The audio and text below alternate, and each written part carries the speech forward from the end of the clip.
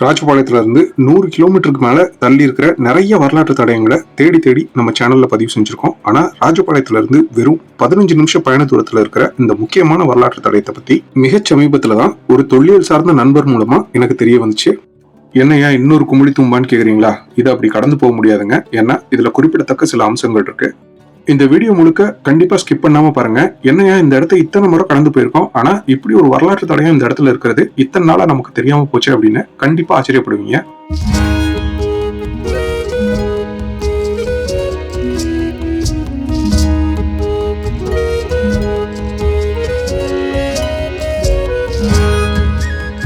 தூம்பு, மடைத்தூண், வாய்க்கால், மதகு, மடை இது எல்லாமே சேர்ந்ததுதாங்க ஒரு குளத்தோட முழுமையான நீர்ப்பாசன அமைப்பு. காலத்துக்கு ஏத்த மாதிரி தொடர்ச்சியா பராமரிப்பு மற்றும் புனரமைப்பு பணிகள் நடந்துச்சுன்னா தான் நீர்ப்பாசனம் சீரா இருக்கும். இந்த குமிழித்தூம்லையும் வெவ்வேறு காலகட்டத்துல பராமரிப்பு மற்றும் புனரமைப்பு பணிகள் நடந்ததுக்கு சான்றா வெவ்வேறு அளவிலான செங்கற்கள் இந்த இடம் முழுக்க சிதறி கிடக்கிறத பார்க்க முடியுது. இப்ப நான் குமிழித்தூம்போட தொட்டிச்சுவர் மேல இங்க இருந்து எடுத்த ஒரு செங்கலை வைக்கிறேன். தொட்டிச்சுவர்ல இருக்கிற செங்கலோட அளவையும் இங்க இருந்து எடுத்த செங்கலோட அளவையும் பாருங்க. இப்ப மேல வச்ச செங்கலோட அளவு தொட்டிச்சுவர்ல இருக்கிற செங்கலோட அளவை விட கிட்டத்தட்ட 1.5 மடங்கு பெருசு. இந்த 2 செங்கற்களோட தடிமனம் ஒப்பிட்டு பார்த்தாலும் அதே 1.5 மடங்கு வேரியேஷன் வருது. இதே மாதிரி வடிவம் மற்றும் அளவுள்ள செங்கற்களை இங்க இருந்து சில கிலோமீட்டர் தூரத்துல இருக்கிற வாழவந்தாள்புரம் சிவன் கோயில்ல பார்க்க முடியுது. சிவன் கோயில் பக்கத்துல கிடக்கிற துண்டு கல்வெட்டு சோழர் காலத்தை சேர்ந்தது. இன்னொரு முக்கியமான விஷயம், இங்க இருந்து 3 அல்லது 4 கிலோமீட்டருக்குள்ள சோழபுரம் அப்படிங்கிற பேரோட ஒரு ஊர் இருக்கு. எல்லாத்தையும் சேர்த்து வச்சு பார்த்தா இந்த குளமும் மடையும் 900 இருந்து 1000 ஆண்டுகளுக்கு முன்னாடியே ஏற்படுத்தப்பட்டிருக்கலாம்னு நினைக்கிறேன். இந்த மடைத்தூண் மட்டும் அதுக்கப்புறமா சில காலம் கழிச்சு குளத்துல பராமரிப்பு பணி செய்யும் போது மாற்றப்பட்டிருக்கலாம்.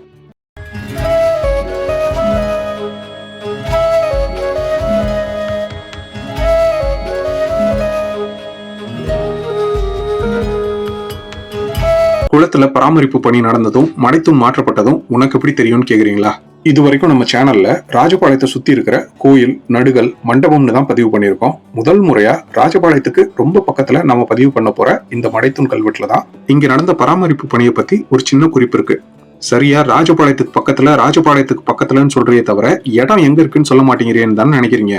மாவு தேய்ச்சி கல்வெட்டை படிக்கிறதுக்கு முன்னாடி இந்த இடம் எங்க இருக்குன்னு பாத்துட்டு வந்துடலாம் வாங்க.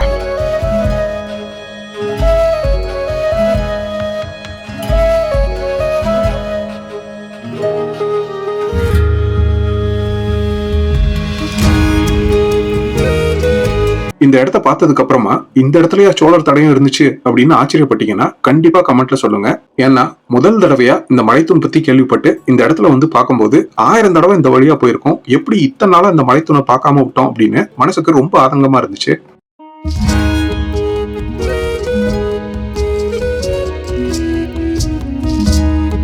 ராஜபாளையம் அந்த பக்கம் இருக்கு. ராஜபாளையத்துல இருந்து திருநெல்வேலி போற சாலையில முரம்பு தாண்டி சோழசேரிக்கு பக்கத்துல இருக்கு இந்த முள்ளுத்துருத்தி குளம் கண்மாய்.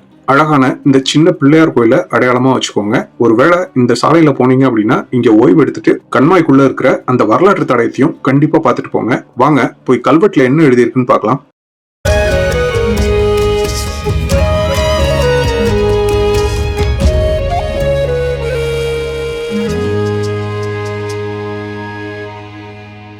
இன்னொரு விஷயங்க, சத்தியமா இது ப்ரொமோஷன் இல்ல. என்கிட்ட DJI Action 5 Pro கேமரா இருக்கு. கேமராவுக்கு ND ஃபில்டர்ஸ் வாங்கி ரொம்ப நாளா பயன்படுத்தாம வச்சிருந்தேன். இந்த வீடியோல தான் முதல் முறையா ND32 ஃபில்டர் போட்டு எடுத்திருக்கேன். வீடியோவோட குவாலிட்டி கூடி இருக்கா இல்ல செயற்கையா தெரியுதா அப்படின்னு கண்டிப்பா கமெண்ட்ல சொல்லுங்க. என்னோட வீடியோ குவாலிட்டி இம்ப்ரூவ் பண்ணிக்கிறதுக்கு உதவும். அதோட ரொம்ப நாளா நம்ம சேனலை சப்ஸ்கிரைப் பண்ணாம பாத்துட்டு இருக்கீங்க அப்படின்னா சப்ஸ்கிரைப் பண்ணிக்கோங்க. அது என்னோட மோட்டிவேஷன் குவாலிட்டியை இம்ப்ரூவ் பண்ணிக்கிறதுக்கு ரொம்ப உதவும்.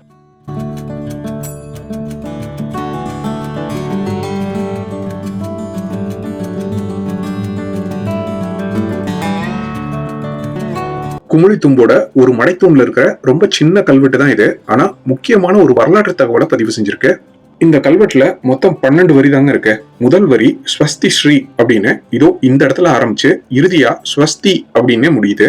ஸ்வஸ்தி அப்படின்னு முடிகிற கல்வெட்டை இந்த இடத்துலதான் முதல் முறையா நான் பாக்குறேன். அதனால முதல் பார்வையில என்னால வாசிக்க முடியல. இத ஸ்வஸ்தி அப்படின்னு வாசிக்க உதவிய தோழர் பொன் கார்த்திகேயனுக்கு மனமார்ந்த நன்றி.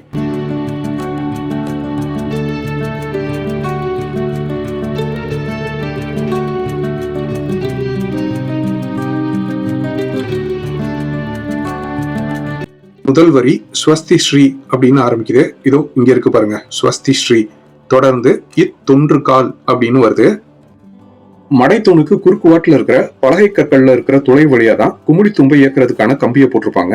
மடை குடும்பர்கள் கண்மாயோட கரையில இருந்து நீந்தி வந்து பலகை கற்களோட சப்போர்ட்ல தான் குமுளி தும்பை திறந்து மூடுவாங்க. சமயங்கள்ல கரையில இருந்து நீர்மட்டத்தை கண்காணிக்கிறதுக்கும் இந்த பலகை கற்கள் உதவியா இருக்கும். குறுக்கு வாட்டில் இருக்கிற பலகை கற்களை தாங்கி நிக்கிற இந்த 2 மடைத்தூண்களுக்கும் துணைக்கால், தொன்றுகால், தோணுகால் அப்படின்னு நிறைய பெயர்கள் கல்வெட்டுகள்ல காண கிடைக்குது. இந்த கல்வெட்டு இதைத்தான் இத்தொன்றுகால் அப்படின்னு குறிப்பிடுதுன்னு நினைக்கிறேன். உங்களுக்கு மாற்று கருத்து இருந்துச்சு அப்படின்னா கண்டிப்பா கமெண்ட்ல பதிவு பண்ணுங்க. ஸ்வஸ்தி ஸ்ரீ இத்தொன்றுகால் அப்படிங்கிறது இது என்ன அப்படிங்கறது குறிக்குது. வாங்க அடுத்து என்ன போட்டிருக்குன்னு பார்க்கலாம்.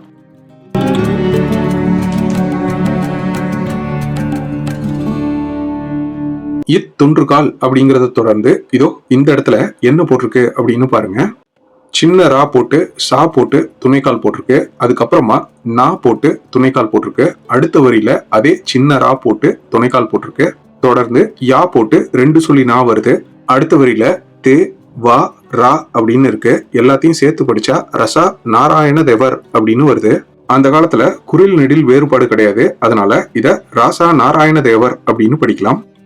தேவர் அப்படிங்கறத மரியாதை விகுதியா எடுத்துக்கிட்டா ராசா நாராயணன் அப்படிங்கிறது ஒரு பெயரா இருக்கலாம். அல்லது நாராயணன் அப்படிங்கிறவரு இந்த பகுதியை ஆட்சி செஞ்ச அரசு அதிகாரியாவோ அல்லது குறுநில தலைவராகவோ இருக்கலாம். ஸ்வஸ்தி ஸ்ரீ இத்தொன்றுகால் ராசா நாராயண தேவர். அதை தொடர்ந்து இதோ இந்த இடத்துல பாருங்க, செய்வத்த தன்னம் அப்படின்னு இருக்கு. நாம செய்வித்த தன்மம் அப்படின்னு வாசிச்சுக்கலாம். இறுதியா ஸ்வஸ்தி அப்படின்னு முடியுது.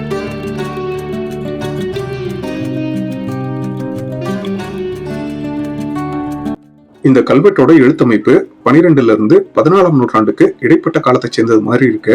சோழர்கள் காலத்துல இருந்தே பயன்பாட்டுல இருந்த இந்த குளத்து மடைய பிற்காலத்துல இந்த பகுதியோட அதிகாரியாவோ அல்லது குறுநில அரசனாவோ இருந்த ராசா நாராயண தேவர் அப்படிங்கிறவரு பராமரிப்பு செஞ்சு இந்த மடைத்தூணையும் அமைச்சு கொடுத்த செய்தி இந்த கல்வெட்டுல பதிவாயிருக்கு. இங்க கிடைக்கிற செங்கற்களோட வடிவத்தை வச்சும் பக்கத்துல சோழபுரம் அப்படிங்கிற ஊர் இருக்கிறத வச்சுதான் இந்த குளமும் மடையும் 900ல இருந்து 1000 ஆண்டுகளுக்கு முன்னாடியே ஏற்படுத்தப்பட்டிருக்கலாம் அப்படின்னு பதிவு செஞ்சிருக்கேன். கல்வெட்டுல இருக்கிற எழுத்துக்களோட அமைப்பை வச்சு பிற்காலத்துல சீரமைப்பு பணிகள் நடந்திருக்கலாம் அப்படின்னு பதிவு செஞ்சிருக்கேன். இதை பாக்குற உங்களுக்கு மாற்று கருத்துக்கள் ஏதாவது இருந்துச்சு அப்படின்னா கண்டிப்பா கமெண்ட்ல பதிவு பண்ணுங்க, நானும் கத்துக்குவேன். இந்த வீடியோ உங்களுக்கு பிடிச்சிருந்தா ஒரு லைக் கொடுங்க, ரொம்ப பிடிச்சிருந்தா ஒரு ஹைப் கொடுங்க. இந்த மாதிரி தொடர்ந்து பல வரலாற்று செய்திகளை தெரிஞ்சுக்கிறதுக்கு நம்மளோட சேனலை சப்ஸ்கிரைப் பண்ணி வச்சுக்கோங்க. இந்த மாதிரி உங்க ஊர்ல ஏதாவது வரலாற்று தடயங்கள் இருந்துச்சு அப்படின்னா இன்ஸ்டாகிராம், ஃபேஸ்புக் அல்லது ஜிமெயில் வழியா எனக்கு தகவல் சொல்லுங்க. உங்க ஊரோட வரலாறை இணைந்து மீட்டெடுப்போம். மீண்டும் ஒரு அற்புதமான வரலாற்று பயணத்துல உங்களை சந்திக்கிறேன். நன்றி.